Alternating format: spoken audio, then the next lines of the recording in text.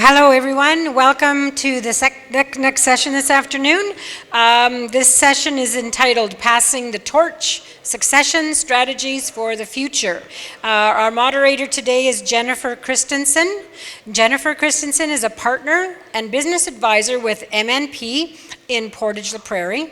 Jennifer draws on 2 decades of experience providing custom accounting solutions to clients with a focus on agriculture. Jennifer earned a business administration diploma from Assiniboine Community College in 1999 and a Bachelor of Accounting Science from the University of Calgary in 2004. She is a chartered professional accountant and certified general accountant, qualifying in 2005. Welcome, and Jennifer will introduce her panel. Thank you. Yes, well, good afternoon and welcome to our session. Like she mentioned, my name is Jennifer Christensen, and just to be a bit confusing, I recently changed my name to Trotter, so if you're searching for me after, it might be a bit confusing, but thank you. So before we begin, I'd just like to say thank you for attending our session today. We have lots of exhibits, or Ag Days has lots of exhibits and speakers throughout, so we really appreciate your time to take time with us accountants to talk about a subject that we feel is really relevant to the agriculture industry. So from my experience, I understand this topic is a challenging one, and really the first step is talking about it, and when you're ready to move is to make a decision to have that conversation. So you don't need to have all the answers right away is what I want to premise this with. It is a process, and it's important to put planning in motion, remain flexible and adaptable. So today we have a pleasure of, we're having a producer, one of our clients on the panel, Mark Keating, and his trusted advisor team. They all collaborated together to work and implement his succession plan. And today our session plans, our topic is to provide guidance, where to start, what to expect through the process, and various components of our succession plan, and to be successful. So let's introduce our panel. So I'll just get everyone to give a wave, and then we'll give kind of Mark a bigger introduction. So Mark Keating, Terry Sticalo, partner out of our Dauphin office, Edith Friesen, partner and tax specialist out of our Brandon office, Javier Vargas, manager and farm management consultant out of our Brandon office. And now I'll ask Terry to kind of give a bio on Mark. Good afternoon, everyone. Thanks again for joining us, and we have today a special guest on our panel that we thought we'd provide some real life experience and put some context around some of the concepts that we generally talk about. There's lots of flavors out there, and I think having somebody actually here with us just adds a bit of more credibility to that. And we're proud to and pleased to have Mark Keating join us. And instead of me trying to find out and make up some things about Mark that are good and all this stuff, I'll just let Mark introduce himself and tell us about his farm and how he got to where he is. Thanks, Terry. I farm in the Russell area, and my official career started in 1992 with the formation of Keating Seed Farms. I grew up on the farm, on the family farm, and worked with my uncle until his passing in 2008.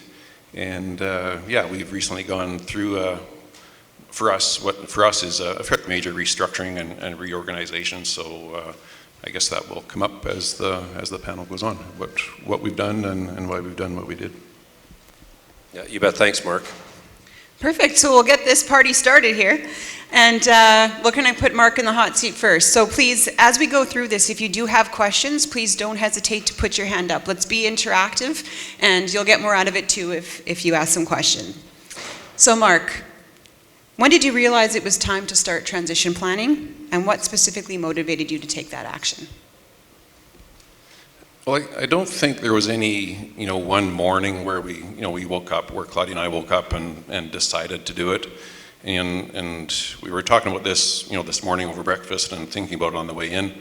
The actual transition part or succession planning that we're continuing to work on, it came up as a result of the reorganization plan that we had started a few years ago, where the goal there was to incentivize employees to become part of the business, simply for one thing, for employee retention.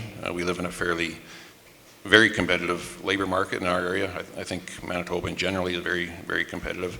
And so it helped retain some talented staff. It also gave them a future and some incentive to, to manage things properly. So the succession part of it was something that we realized as we were getting the structure, the foundation of our structure set. We realized that, hey, this could actually work, potentially very quite well for succession planning, and we continued along with that, and that's how we got here. Perfect. So Terry, as a business advisor with Mark, the conversation of transition, maybe going through this reorganization. So how did it turn into this transition conversation and starting down that path? And what role did you play in initiating that process? Well, that's a very good question.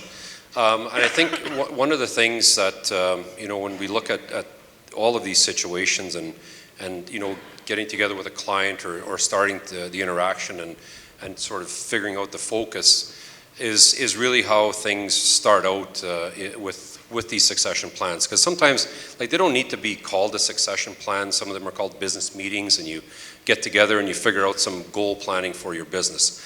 And our businesses of the farm are no different than the small business on the corner in Brandon or Dauphin or wherever you may be from. They require some meetings and some focus areas. And I think really once when Mark and I had met the first few times and sort of got a flavor for what they were after, we were able to sort of find out what those goals were and then try to not necessarily provide answers on day one, but to kind of get a feel for what was happening and making sure that we are going to provide solutions that had the right goals. And I mean, I guess prefacing, Mark's intro, his succession plan or his restructuring plan isn't what you would call more traditional, right? So normally we have, the traditional plan of, succession from mom and dad to maybe the next generation and to the next generation after that. And Mark, you're doing yours a little different, right? We have some. They're not transitioning to their direct family members. It's key employees. So it's a little different feel because how many people are doing transitions or succession planning? Mom and dad to the next generation. Show of hands. Anybody? Yeah, that's more of the traditional side, right? But I think in this case, trying to showcase something that's a little maybe not traditional, but and provide a little different context. So it's an interesting journey so far. Yeah, something, I guess, to backtrack, something that did contribute to our desire to, formally pursue some sort of succession plan was I've been co-executor of my father's estate for the past, I guess, becoming 3 years, and for those that might know Dad, he was a successful entrepreneur. He had a number of relatively small businesses, and he did fairly well at them. But one thing that I discovered as co-executor was that he didn't have a clear succession plan. Dad was fairly old school in his business dealings, and a lot of his arrangements were done more or less on a handshake with minimal paperwork, minimal documentation, and it all worked good when he was around. But as co-executor, I've discovered that really isn't what I want to leave my family, and especially Claudia. And so that's been a pretty big motivator for this process as well. And I think that, in a non-traditional setting or a traditional, but we consider succession plan, those are all important points. So Mark, as you were going through this, what were your main priorities? And how did it change as you went along? Well, I guess like I said at the start, the main priorities with starting on the reorganization was employee retention for some non-family members in a very tight and competitive labor market. That's how we got started. But as we moved into the succession part of it, priorities were we want in the long term we want to maintain land ownership in our family. That's the most valuable asset, and we've set up the structure to do that for the foreseeable future at least. Incentivize employees, and I guess to at least have provide the opportunity for our businesses to succeed in the long term as well beyond our careers and hopefully beyond our lifespans as well. The seed business is something that our family has been involved in since the 1950s, and it's something that I'm very proud of. Our family's put a lot of work and effort into it, and I feel that it brings value to our community locally and beyond that as well. And so we wanted to have a structure in place where that could continue on, plus the farm operation as well. We wanted both of those to continue for, a long time past our careers, and I think we've got the foundation for that to happen. Perfect. And I think just some of that planning, that if something was expected to happen, it is in place to carry on, right? That legacy. So how did you know you needed a team to help implement this and develop this for you? Those ones sitting next to you, how did you know you needed them? Well, I think,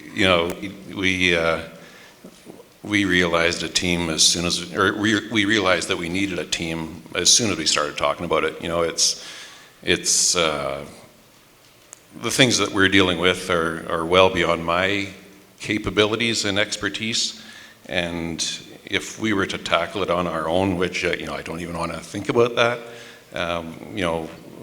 it's been a lengthy enough process as it is, and if we were to do it without expertise, legal, financial, accounting, we actually hired a third-party advisor / consultant to work with us. Without that team of expertise, I don't know where we would be in the process, but we wouldn't be where we're at, that's for sure. Perfect. So Javier, what other factors did you have to work with Mark to overcome? And when you're developing and looking at those successors, taking over the operation, what are you looking for?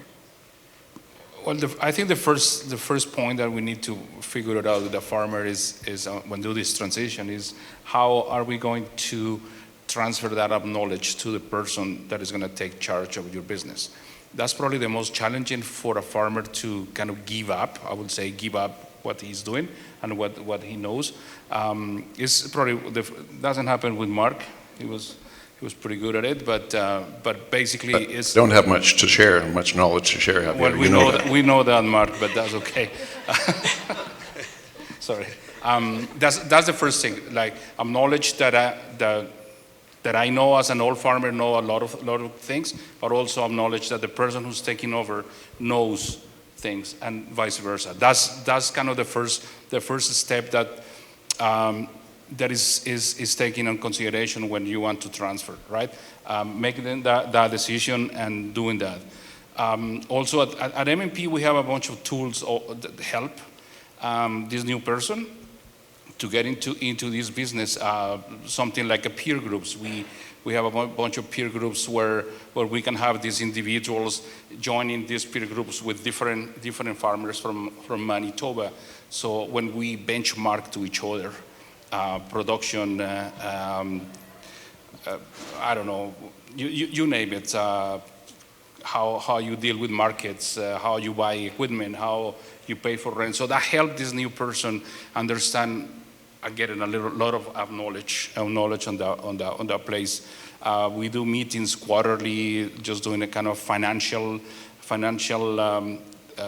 cuts every quarter, so we can help this new individual understand all the financial lingo. I'm not an accountant, and she said that we're accountants. I am not, and many of us, when we talk with the accountants, is kind of feeling like, what are you talking about? They have no idea what you're saying, right? And I feel it. Like I feel it. We need to understand and get that level down to our level. That's kind of the things that we do. Didn't happen with Mark, but that's kind of the next step, right? Helping both generations to get together and work.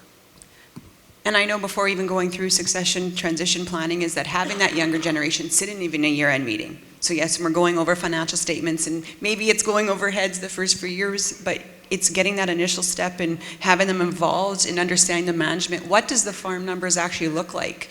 Because if you drop them in and take over the farm or the management, are they ready, right? Is that some of the things? How can we make sure they're prepared when they are actually now making the decisions? And how they know the financial situation of the farmer, right? Because at the end of the day, that farm is gonna provide food for 2 families going forward.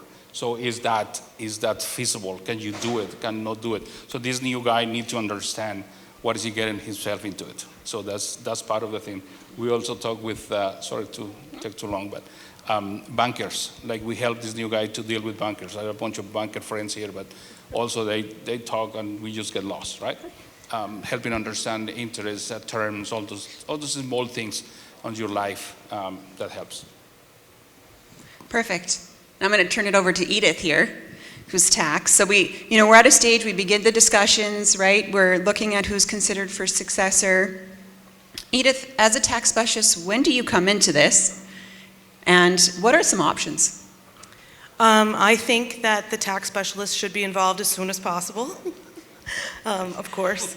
We always have our opinions and we can kind of guide the succession plan to make sure that everything can be tax deferred if possible, or we can use as many capital gains exemptions as are on the table, or everybody's marginal rates. That's always really important to us. We sit down, we talk with the client, we want to make sure we know how many farming children there are, how many non-farming children there are, who's going to take over, how can we get it there. Some of the options that are out there include something as simple as mom and dad gift the land to the next generation if it qualifies, or gift the shares of the family farm corporation to the next generation. But I mean, in Mark's case, we had to move a bunch of assets around into different companies to make sure that his structure was appropriate to bring in these non-family members. So maybe it's a little bit more complicated. Maybe mom and dad have a bunch of capital gains exemption on the table and we want to sell the shares to the next generation. We have to make sure that we plan into that. Or maybe it's as simple as we freeze mom and dad's equity and then the children continue to operate the farm and pay out mom and dad over time. There's a million ways to do succession, and sometimes it's a bit from here and a bit from there and a bit from this plan. But if we get involved early, we can usually help you do it in a tax-efficient manner. You know, when I first started in this business, it used to be that a farm client would have maybe had an auction, would have been a little older in age and would have an auction sale, and then he'd never tell us that, and he'd come in and say, hey, I sold my farm a couple of weeks ago there, so what do we do now? Like, can I get away from paying tax or those kind of things? And so, so those stories really did happen. Like, that is actual truth, right? But, you know, now things are complicated, and of course our fearless leaders in Ottawa complicate things with different tax rules and changes and all those kind of good things. But, you know, involving the tax side of things may not be all that, you know, enjoyable, but you better know that right up front, right? But you better know that up front and know your options. And one thing about farm stuff that they have not removed is there's lots of different options. All these capital gains rules and all those things may seem complicated. We have people like Edith to deal with that, but there is lots of options there to do it, as long as you are a bit proactive in that. And I think that's key, is the proactiveness, because once you get too far down a road, sometimes you can't go back. And so it's doing that tax-efficient manner, because you want to preserve the farm. You want to preserve that, what you've built, right, to pass on to the next generation and provide that legacy to carry on. So Mark, what was your desired timeline for the succession plan, kind of once you started rolling, and what did it actually take? So. It went right on time, didn't it, Mark? No comment. Yeah, we had I don't know if we had a definite timeline when we started this, but if we did, we've blown well past it. And the reason, one of the main reasons for that, honestly, is that we weren't getting the professional support that we needed for the first, I don't know, we probably started this 5 years ago. But there were, and by professional support, this is going to sound like an advertisement for MNP, but we just weren't getting the work done by our accountant in a timely fashion to keep things rolling. The firm that we were using prior to switching to MNP, our family had been with them for several decades, and the quality of work was very good. But what happened was that they just weren't able, they didn't have the capacity to do the work in a timely fashion for us. So we made the switch, 18 months ago? 12, 18 months ago, something like that? Coming up 2 years almost, yeah. 2 years, yeah. And yeah, it's since then, we've been making steady progress, and I guess we're technically done the reorganization. The transition and succession part is, that's something that is ongoing for a long time.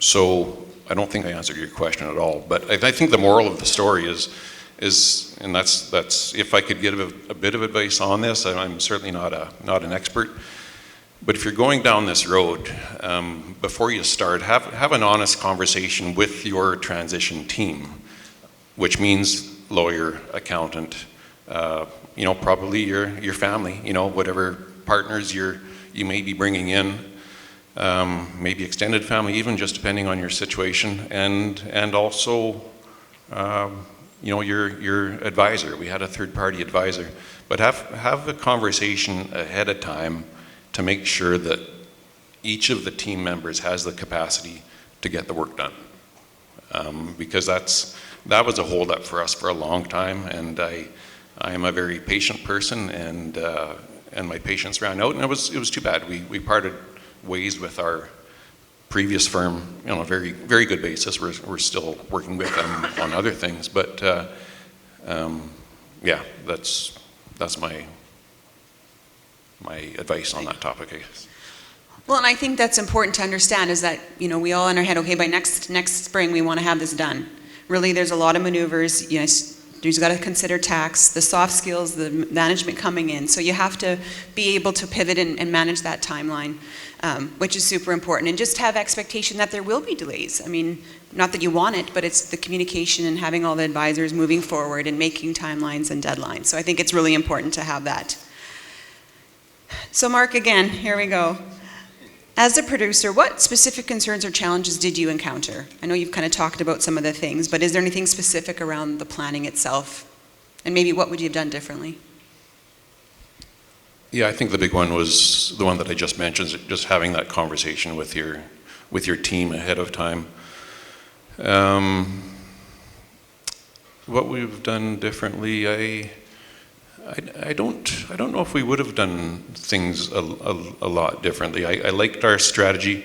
Something that, again, I just mentioned was that we did have a third-party consultant / advisor to work with, which was helpful, I think, on the communication side amongst Claudia and I and our incoming shareholders, to facilitate open and honest communication amongst all of us. Because I think likely the same thing happens in a traditional farm family operation, is that likely, the kids, so to speak, they may not communicate all of their feelings to their parents, and just because of the emotional things that are going on there. Whereas we found with our facilitator, he could have private conversations with any one of us at any time, but he was also very good at leading discussion when we were all together in the same room, and getting us to talk about things and bringing everything into the open. And yeah, that was a big thing. Yes, Javier. I want to add about the communication part, Mark. On my experience, also see how we don't communicate soon enough, or how we don't communicate clearly enough what I want or what I don't want. I usually see between the farmer and the wife, he doesn't want to go out, he wants to go travel all her life, and they don't talk about it. So open communication is a clue. Like, tell your kids or your successor, what do you want? Like, be honest, be straightforward. I always use something that my grandpa used to say: there are 3 people that you cannot lie to. It's your priest, your accountant, and your lawyer. So be honest with your accountant and your lawyer, and your priest, in this case, your family, right? You need to be honest and tell, this is what I want. If you don't want to retire, just tell him, I don't want to. Let's figure it out, and we will help you figure it out. Don't make decisions based on taxes. Chief's pretty good on taxes. We will help you with that, right? Those are the things about communication that I want to add up. And further to that, your accountant knows more than your doctor, your lawyer, and everyone else, and your priest about you, so just be careful. So Terry, on the advisor side, so how do you pivot when challenges come up? Well, that's a good question. I think, when we talk about challenges, but also I think I'll pivot that as well, pardon the pun, but on successes, right? What makes a successful transition happen? And I think one of the biggest things is a willingness to do it. I think a lot of times, and Javier alluded to it just a little bit, is how many times and I'm going to poke fun at mom and dad, but how many times has mom said, it's time, we got to get this thing going, and dad would sooner go out and do some seeding or crop tours. And I mean, show of hands how many times that happens. No, you don't have to show your hands, I'm just kidding. Yes. But right, so there is a willingness, it has to be willingness, because that willingness also drives the process and makes everyone on the same page right from the get-go. If everyone's on the same page, then that's the first step in making something happen, because then we're going to carry this thing through. The next thing that happens, I think, is, and we talked about communication, very important to make sure that those things and everybody's intentions, everybody's goals and focuses, whether you need an outside facilitator, whether you need someone on your regular team to do that, whatever it takes, but make sure those kind of conversations can happen, because you'll get into challenges and then it's hard to backtrack on some of those roads. When you get down a bad trail, boy, I tell you, it's hard to undo some of those things. So having that open communication is good, and transparency. Another big thing that be transparent with numbers. You can't shelter the incoming generation from your successes or challenges or whatever that balance sheet or tax return may have. It is what it is. Be open with that. Let them deal with what that is. Let them process. Maybe they got some better ideas than the outgoing generation to make things happen. There's a lot of energy that comes with that next generation, and they got great ideas. But being transparent sort of helps facilitate that. So those are some of the things I think that, when you think about challenges, but here's the success ones. So when you run into little troubles there, we can, it's easy to pivot when those kind of things are in place. Okay, now Edith, one thing that as we get to kind of the end, or say we're getting to that successful transition plan, kind of getting to the end, what other things do we really need to consider? And maybe through the process as well? Well, I think number one, we have to look at our estate plan and think about how, when we pass, how are we going to finance that? Do we need insurance? Will we sell land? Do we have cash in the bank? What are we giving the non-farming children? All that should be documented, as well as our will. Our will should be solid, written, reviewed. Let's make sure that what it says is actually going to happen when we pass away. After we've done a succession plan, or after we've done a reorganization like Merck's, I just want to reiterate the importance of getting legal documents signed, making sure everything gets reported properly on tax returns, and inside of the books and records of the corporation. If CRA comes back, and this is always my big fear because I deal with them all the time, when they come back, I want to make sure that everything we tried to implement flew properly and that they can't poke holes in anything I did, because there'll be negative consequences if that's the case. So we used to have a trainer who always said, make the plan, fly the plan. Let's make sure the plan gets executed properly when we do all this work. And I guess just one word of advice from a business advisor: if you don't have a will here today, even if you're not in transition, please get that done. So we're kind of getting to our time here, close to, but I wanted to ask a question to each of the panel. So given your different roles in a succession plan or transition plan and working with clients or being the client, how do you ensure that successful transition? And what would be that point to take away for our crowd today? Would like to. Mark?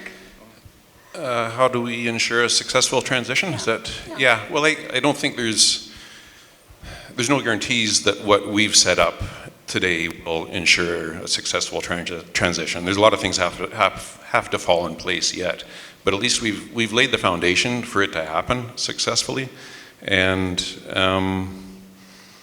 I think, I think really a big part of it is documentation, really. Documentation and communication, so that everyone that's involved knows and understands the expectations of them, and the responsibilities of everyone on the team. And the level of documentation that we're going through right now with, shareholders agreements and employee contracts and lease agreements, and there's a lot of stuff there that would be a lot easier just to, not do it, and let somebody else deal with it someday. But I don't think that's fair. And so I'm guessing that we're doing quite a bit more work in that area than a lot of people would. But at the end of the day, based on my previous experience, dealing with Dad's estate, and he was very well intentioned in what he did, but the lack of documentation has caused some strife, I guess, is the polite way to do it. So to me, that's one of the keys: documentation, communication. Good, thanks, Mark. I think one of the most, just to kind of segue into what he was saying about, documentation, making sure those steps are in place. I think one of the key things for a successful transition is making sure that, and this is my own interpretation of this, so you can take away or you can add to it. But when the glue of the family, and I'll call it mom and dad or whoever sort of that lead role in the business, if they aren't there anymore, what's in place to make this successful going forward? Because at some point in time, we don't know when that happens, right? We don't know when that exit will happen. It'll come upon us, so you may think it's going to happen. It's going to come upon us quick, and there's no time to get the ink dry on the documents, right? So making sure that we're ready for that when the glue sort of undoes itself, we're ready for that next piece. It's very key, because those things get left behind. As you say about strife in the families, there's hardship, there's all those kind of things that making sure that all comes together, from the wills to the shareholders agreements to the communication to all of those things, the debits and the credits and the tax, and all those things are important, but making sure that that plan is in place. And as mom and dad, this is your farm, this is your business. Transition it as you want to. You don't owe any of the kids anything more than what you want to give them, right? Make sure I'll say that very openly to everyone, kids in the crowd as well. It's mom and dad's farm. How they want to do it, that's up to them to do it, but make sure you communicate that so that the succession is good for both the farming kids and maybe the non-farming kids too. My advice is that we stay on top of all the provisions of the Income Tax Act, which I don't think you have to do that by yourself. Come and chat with us about it, but lots of criteria in the Income Tax Act is very specific. For example, in a corporation, you can't have more than 10% cash. You have to farm the land longer than it's been rented. Lots of those things have to be revisited on a continuous basis, so that if the ultimate demise happens and we aren't necessarily ready for it, that we're still going to fit inside those provisions and be able to transition and keep the wealth inside the family and not send it to our good friends in Ottawa. Don't let the fear of paying taxes stop in doing your transition. That's pretty much the biggest. Yeah. And the other thing, don't let this fair versus equal or sweat equity things stopping you to take your step. The farm is yours for you to decide what to do. That's all. Just do it. It will help. Yeah, good point. Just get at it, right? Like, you got to start it. I guess one more point on the communication topic is to make sure that the next generation, if you want to call it that, or incoming shareholders in our case, that they're actually committed. That they're actually interested in carrying on those businesses. And I think it's easy for business owners, such as myself and everyone here, to assume that the next generation really wants to do this. But I think we all need to really ask that next generation, do you really want to do it? And be prepared for an answer that you might not expect in certain cases. We got a significant commitment from our incoming shareholders. We know they're committed, but I can see that that being the very fundamental question on the communication side is, do you really want to do this? Perfect. Well, thank you. I know we're kind of getting to the end of our time. Yeah. Do we have any questions? Yes. You mentioned peer groups. Did you use peer groups, Mark, or did you use even neighbors to discuss things We don't have official peer groups ourselves. I guess now as MNP clients, we have access to the group that they've got set up. I missed the first meeting. Where you were in? None of your business. Mark was perhaps on a holiday. So yeah, no official peer groups. But yeah, I think we all have close friends and neighbors in the business with facing similar scenarios that we can trust with in confidence. But yeah, we did go outside of that group and had a third-party consultant that we had met through the seed industry, and we've been working with him for quite a long time. I guess before we even started the reorganization thing, he's just been a kind of a business advisor / mentor for us. Yeah, so that's what we've done. Coffee shops are not peer groups, just so you know. But we do. I mean, I have clients going through transition, and their managers are coming in, are in peer groups, talking to their peers in their area or in the same industry, so that they can get some knowledge around it. Great question. There is one. A question for Mark. Mark, you mentioned another facilitator that is up here. Was that your first step in the process before you went into the business part and the structuring part? Yes, yeah, we met this fellow quite a long time ago, probably 10 years ago, at a seed industry meeting, and he was speaking on a topic that was completely unrelated to what we're talking about today. But he's just a person that we got to know, through time, and then we started working with him.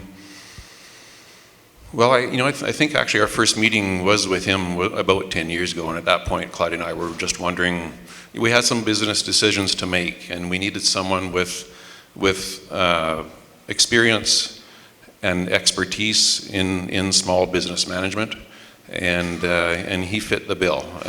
He at that point he'd been doing quite a bit of work with the seed industry specifically. So yeah, we started working with him probably about 10 years ago, 10, 12 years ago even. I'm just getting at the point where I'm thinking is how you bring everyone together to the start. Like, it's easy to, an accountant does this, lawyer does this. We can do it. Javier does that. I'll do it. I'll do it. To bring your family. I'll do it. I'll bring coffee. And I mean, he is making a joke, but it's true. That's what we It's do. true. That's what we do. Yeah. That's what we do. So- Yes, sir. Yes. Not us. Not. No, the accounting. No. Easy now. Yeah. Easy Not the now. accountants. They're boring. Just us. You advisors. make a good point, because you're not the first person that said, how do I start? Like, how do I get this off get it rolling so that we have some priorities and we have some focus and everything. And lots of times, and I mean, you can use whoever you're comfortable with for sure, but that's where I sat at the kitchen table with several clients, and the conversation starts there. And it's like, oh, do you want to get this rolling? Do you actually want to start a succession plan? Or do we don't have to call it succession plan. Let's talk about a family plan. Let's talk about how we're going to keep our business rolling with the next generation without. Maybe it's an exit strategy. Maybe no one else wants to transition, and maybe it's a Ritchie Brothers exit strategy. Who knows where it comes? But it just comes with a coffee at the kitchen table. And normally, I might even bring Javier with me, but it's only if he brings coffee. But seriously, that's where it starts. It just starts at the kitchen table with a conversation with whoever your trusted person is. And I hope that person, whoever you're using, and I'm gonna be careful, I might put my foot in my mouth, but that they're not scared to bring someone else in, like an Edith, like a Javier, like a Jennifer, like whoever that may be that's needed, or the lawyer. I know we've had with Mark several conversations with his legal advisor. Mark didn't even know we're talking with his legal advisor half the time, because we're just collaborating and trying to do the best we can for his business. But that's the kind of team I think that you're going to want, but it just starts with a cup of coffee at the table.